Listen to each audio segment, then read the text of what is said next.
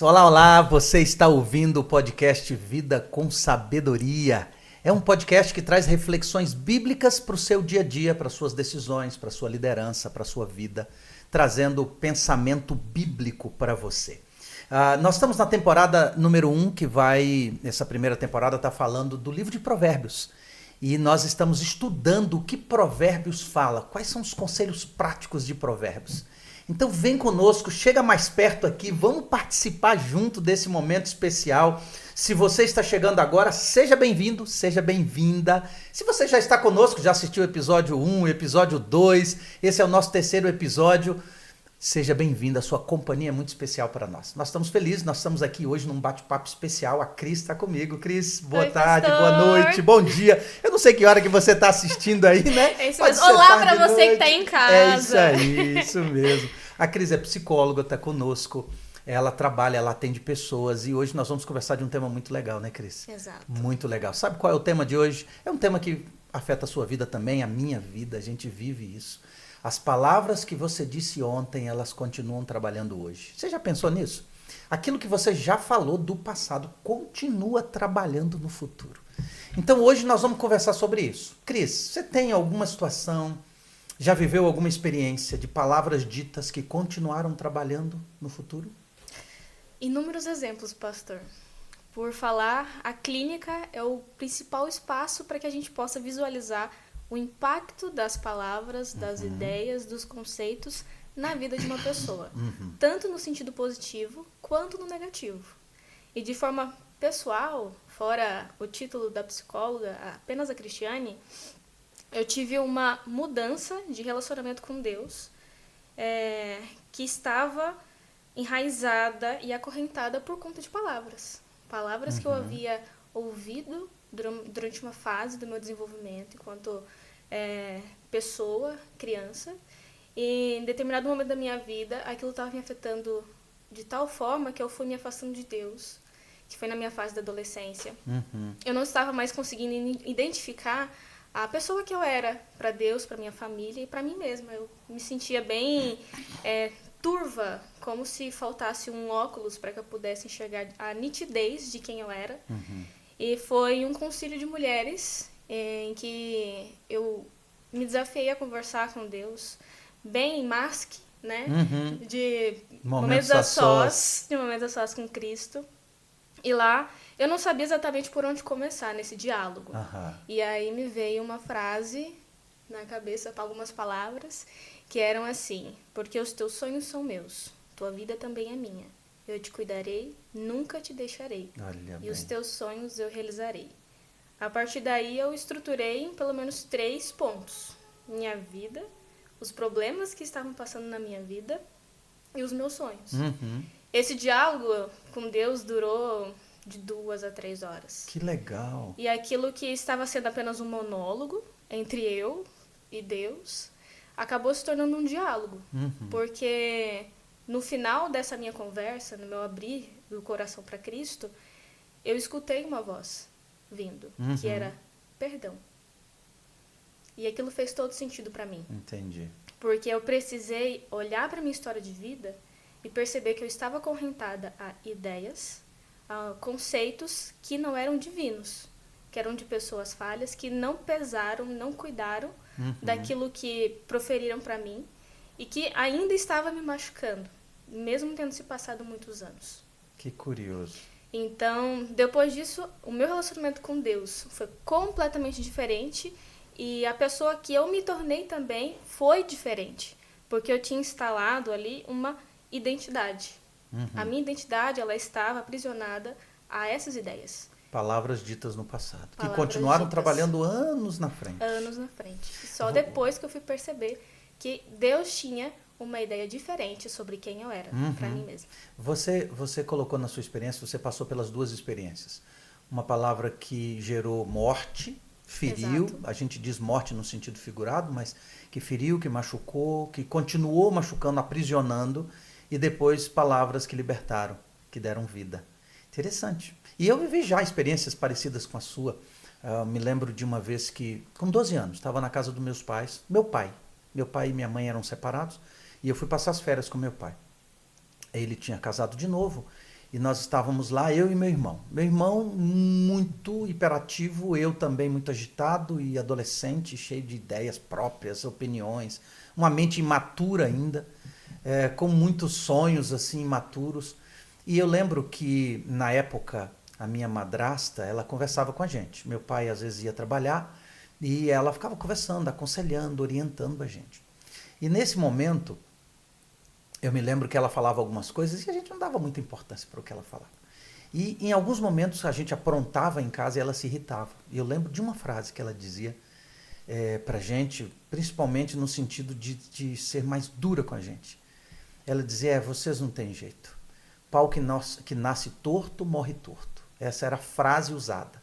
E assim, como adolescente, a gente nunca dá importância para aquilo muito, não responde também, mas eu fui seguindo a vida na adolescência. E na adolescência, tomando decisões erradas, fazendo escolhas. Com 12 para 13 anos, eu me afastei dos caminhos do Senhor também. E sempre que eu tentava mudanças, ou eu tentava fazer o certo e dava errado, por imaturidade, escolhas erradas e outras coisas, eu lembrava dessa frase. Ela vinha, martelava. Ela voltava e eu falava, eu acho que não adianta eu tentar. Eu acho que eu nasci torto e eu vou morrer torto. Os defeitos que eu tenho eu não consigo superar. E isso eu pensei muitas vezes. Na adolescência eu só vim voltar para os caminhos de Deus com 19 anos de idade. Então foi um período em que esta frase ela voltava. Ela voltava, eu me lembro de vezes que eu conversava com meus tios que me aconselhavam de coisas erradas que eu tinha feito, de escolhas, decisões. Abandonei escola, abandonei cursos que eu tinha ganho, bolsas para fazer, perdi trabalhos, oportunidades. E meus tios às vezes conversavam comigo e diante das conversas, de repreensões, eu ficava lembrando da frase. Eu acho que eu nasci torto, eu vou morrer torto. Sempre voltava, aquelas palavras voltavam na mente da gente. Você já pensou nisso? Você já viveu isso? Você já percebeu que nós somos descuidados com as palavras, mais do que com qualquer outra coisa? Se você é chamado, por exemplo, para fazer uma palestra, e aí, Cris, você palestra, eu palestro, a gente tem essa experiência de palestrar. Quando a gente é chamado para fazer uma palestra, a gente escolhe as palavras. A gente escolhe as imagens que vai usar nas palavras. O conteúdo. O conteúdo que a gente vai usar, a gente revisa, escolhe as mais importantes, planeja reuniões quando a gente vai ter. Quando a gente vai conversar sobre um emprego, a gente pensa, mentaliza o que vai falar para não falar nada errado. Mas você já parou para pensar, por exemplo, no grupo de WhatsApp da família, a gente não mede palavra? É automático. A gente fala sem filtro. Fala sem filtro. Uma coisa que a gente estava conversando aqui nos bastidores, né? A Ellen comentou uma coisa bem legal com a gente, é que quanto mais perto as pessoas estão, menos filtro a gente usa para falar.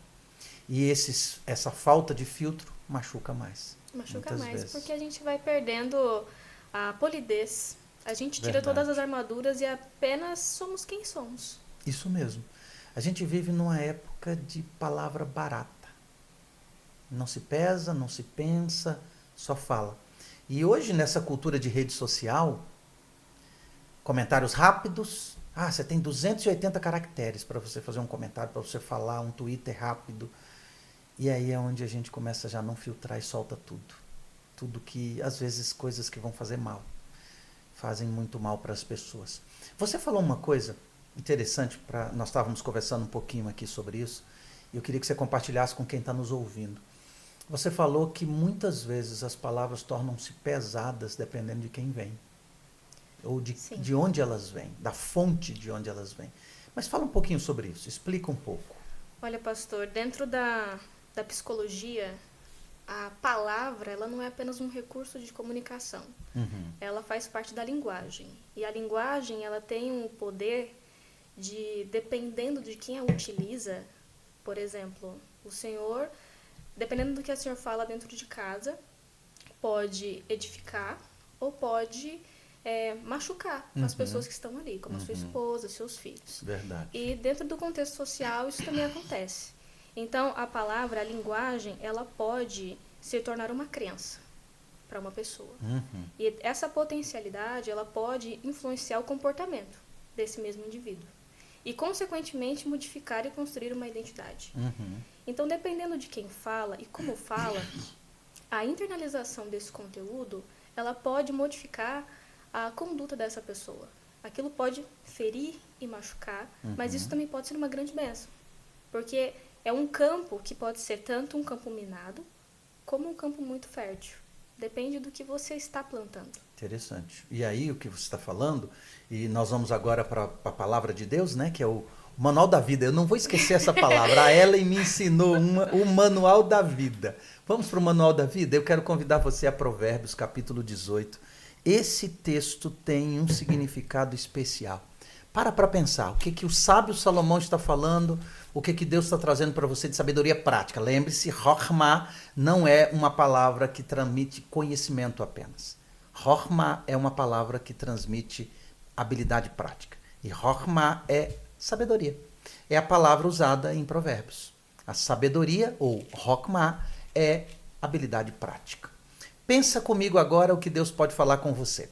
Capítulo 18 de Provérbios, versículo 21. Conversando um pouquinho e entrando no contexto do que a Cris disse aqui, a Cristiane disse para nós, diz assim o texto: a morte e a vida estão no poder da língua. Quem bem a utiliza, come do seu fruto. Você já pensou nisso? A morte e a vida estão no poder da língua. Tem uma expressão hebraica aqui nesse texto, bem interessante. E aí, Cris, eu quero...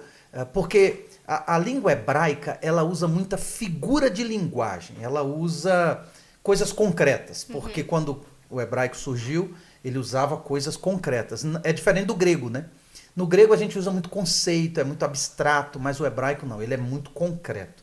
A palavra, quando diz assim, morte e vida está no poder da língua, a palavra hebraica nesse poder da língua é Yad Lashon.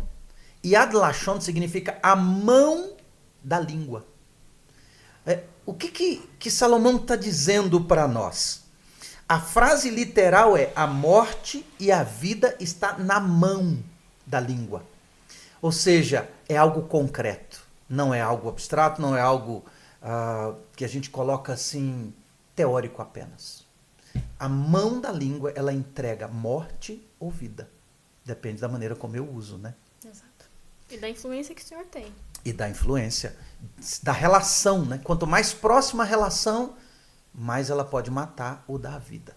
Depende de como a gente lida, né? E tem tanta gente ferida com palavras ditas no passado, né, Cris? Você que lida com pessoas que estão aí tentando construir identidade ou reconstruir sua identidade. Tem muita gente que às vezes uma palavra dita no momento de ira, de raiva, de mágoa, de cansaço, ficou gravada para sempre, né?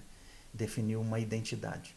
Não sei se você que nos ouve está vivendo isso, está vivendo essa situação, mas se você já viveu, ou se você vive, ainda há chance de superar isso, ainda há chance de melhorar, e melhor ainda, você pode ser vida na vida de outros. Porque a mão da língua pode entregar coisas boas. Pensa nisso, pensa nesse aspecto. O que mais, Cris? O que mais que você traz pra gente? Olha, pastor, esse versículo, enquanto o senhor estava lendo, nos explicando, compartilhando um pouquinho sobre a interpretação, a base do que significa o poder da língua, da palavra, me fez lembrar que isso também se torna uma técnica dentro do ambiente clínico. Porque quando o paciente chega até nós, o que a gente precisa construir primeiro não é exatamente as técnicas que a gente precisa passar para o paciente para que ele venha vencer uma dificuldade, um problema pessoal. Não, é uma relação. Primeiro a gente investe na relação terapêutica. E como isso acontece? A partir da escuta ativa, dos encontros, da periodicidade, do espaço, daquilo que se mantém ainda estável dentro daquele ambiente, tanto no sentido daquilo que vai ficar nos móveis, à disposição dos móveis, quanto também no afeto, naquilo que vai ser direcionado para o paciente e do paciente para o analista. Então, para que se haja um bom desenvolvimento de um paciente dentro de um espaço clínico, é preciso existir uma confiança. Quando a gente percebe que o paciente já tirou as suas armaduras e já enxerga o analista como uma pessoa de confiança, de autoridade, que dependendo do peso daquilo que o analista está compartilhando com ele, de instruindo ele, que está tendo efeito, o resultado daquele paciente, a melhora daquele paciente, a saúde daquele paciente vai abrir um novo caminho, que é onde a gente vai conseguir, de fato, fazer uma análise. Primeiro a gente constrói uma relação. Depois a gente faz uma análise, depois a gente encaminha, depois a gente faz os direcionamentos técnicos para aquele paciente dentro da sua determinada demanda. Então, isso também é uma técnica. Perfeito, perfeito.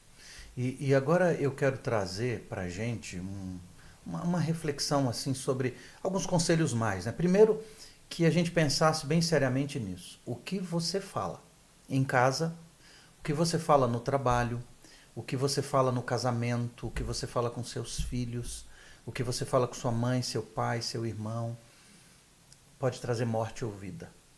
Pensa nisso, bem seriamente. Isso traz um peso tão sério para que quando a gente vai colocar, principalmente em grupos de família, de WhatsApp, às vezes em reuniões de família, às vezes as pessoas estão um pouco exaltadas, alteradas, afetadas emocionalmente, e elas falam.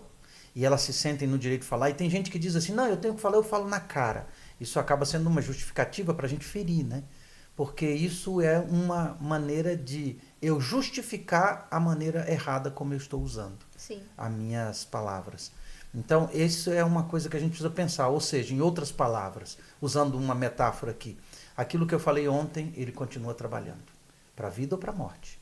Por muito tempo na vida de quem ouve, né? Na vida de quem está participando dessa conversa. Agora, nós temos um versículo aqui em Provérbios, no capítulo 15, que eu acho que ele é muito próprio para a gente. A partir do versículo 1, Salomão traz alguns conselhos interessantes sobre diálogo, conversas, palavras. E aí eu queria ouvir sua opinião, Cris, sobre isso aqui também. Capítulo 15, versículo 1 até o versículo 4. Olha que interessante, e você pode acompanhar em casa também aí.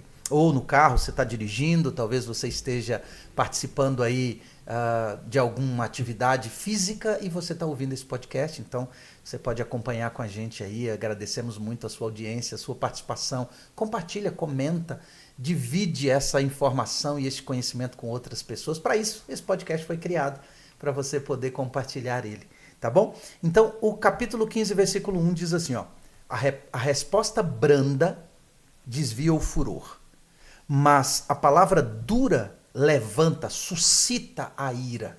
Olha bem, pensa comigo. A língua dos sábios adorna o conhecimento, mas a boca dos insensatos derrama tolices. Os olhos do Senhor estão em todo lugar, contemplando os maus e os bons.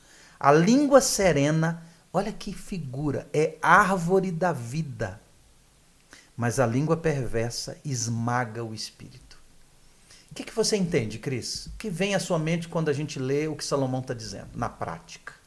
Meu primeiro pensamento lendo essas palavras é que, dependendo daquilo que é dito, pode ser tanto frutífero, a promoção da vida, como a árvore da vida aqui no versículo 4, né? Como também da morte.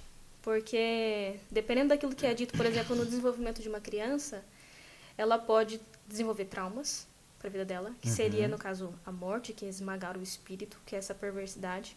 Como também ela pode aproveitar essa potencialidade do seu ser para vir desenvolver uma personalidade, uma identidade bem diversificada, madura, imbuída de sabedoria, por conta da criação, da educação dos pais e das pessoas que tiveram contato com essa criança para que ela pudesse se desenvolver.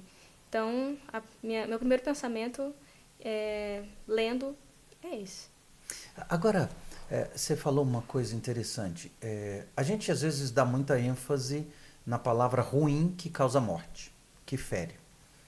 Que aquelas palavras duras que foram ditas no passado, em momentos difíceis, e que ficaram gravadas e começaram a formar uma identidade ruim, uma identidade que é distorcida daquilo que realmente é a imagem de Deus no ser humano. Agora, uma coisa que eu acho que vale a gente pensar, Cris, e avaliar também é que muitas vezes a gente tem preguiça de falar o que é bom. Não é? Às vezes, ou assim, não criamos o hábito. Às vezes nós evitamos falar o ruim. Tá bom, já é um ponto positivo. Mas quando a gente... já é um grande avanço, né? Deixar de falar o que é ruim, ou deixar de reagir com palavras duras no momento de tensão, de sobrecarga, de mágoa, de ressentimento, a gente já está fazendo... Puxa, a gente já está lá na frente. Mas também o aspecto positivo, a proatividade nesse aspecto ajudaria muito. Porque quantas pessoas poderiam estar muito melhor se elas tivessem escutado palavras de vida quando elas ainda estavam num processo de formação. Ou hoje ainda, talvez você que lidera, você que é líder de uma empresa, você que é dono de uma empresa, você que é gerente de uma área. Quantas vezes a gente deixa de dar um feedback positivo, não é, Cris? De falar coisas positivas, de elogiar, e deixa de gerar vida nos outros, né? É porque ela prevê uma aplicação de energia em si mesmo. E a gente sempre quer poupar energia. Porque, de certa forma, é como se fosse um autossacrifício. Porque a gente tenta poupar energia o máximo possível. Quando a gente pega o celular e começa a rolar o feed, o que a gente está fazendo? Poupando energia. Que tipo de energia? De pensamento. A gente está se desvaindo, deixa rolar, o tempo vai passando. Quando a gente vai ver, a gente já está 2, 3 horas naquela tela. É verdade. A gente está poupando energia. O ser humano, ele tem esse mecanismo de defesa de poupar energia. E eu me lembro que quando eu estava na faculdade ainda, estudando um pouco mais sobre comportamental, eu fiquei exausta cuidando daquele ratinho do programa. Porque a gente tinha a intenção de fazer com que o ratinho ele apertasse a alavanca para ele receber comida. E a receber comida era o reforço positivo dele. A recompensa. Só que eu ficava horas e horas, 3 horas às vezes, olhando pro ratinho e ele não apertava a alavanca. E aquilo estava me deixando exausta. Por quê? Porque a gente tem esse desejo de poupar energia. E olhar para o outro, reconhecer as boas atividades que ele está fazendo, o seu próprio esforço, prevê um esforço da nossa parte. Verdade. Interessante, você colocou que às vezes deixamos de falar coisas positivas para poupar energia. E falar positivo exige olhar para o outro, observar o outro, acompanhar o outro. E a gente às vezes não está preocupado com o outro, né? Não. Estamos preocupados com a nossa vida, às vezes preocupados com o nosso trabalho, com o nosso sucesso. Então, pense comigo, você que está aí ouvindo, participando, quantas palavras nós guardamos que poderiam ter sido uma bênção. Eu até quero ler um verso, também em Provérbios 25 agora, e esse verso para mim é muito interessante, o versículo 11. Há uma figura de linguagem aqui, uma metáfora, uma imagem transmitida em palavras. Verso 11 de Provérbios 25 diz assim, ó: como maçãs de ouro numa bandeja de prata, assim é a palavra dita no tempo certo, ou a seu tempo. Pensa nessa imagem. A gente gosta de coisas bonitas. Imagina uma bandeja grande de prata, bem reluzente, polida, e você coloca uma maçã de ouro no meio. Vai ser um destaque. Chama a atenção, rouba a cena.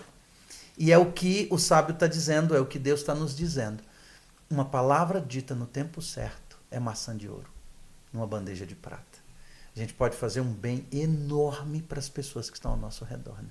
E a gente não tem noção do que isso pode gerar na vida do outro. Isso mesmo, é isso mesmo. Cris, eu vou trazer um ponto, você vai dizer se concorda ou não. Para mim, um diagnóstico desse momento que a gente está discutindo aqui. Tem um ídolo por trás disso. Todos os confrontos que a gente tem com a Bíblia, Deus está tirando um ídolo do nosso coração.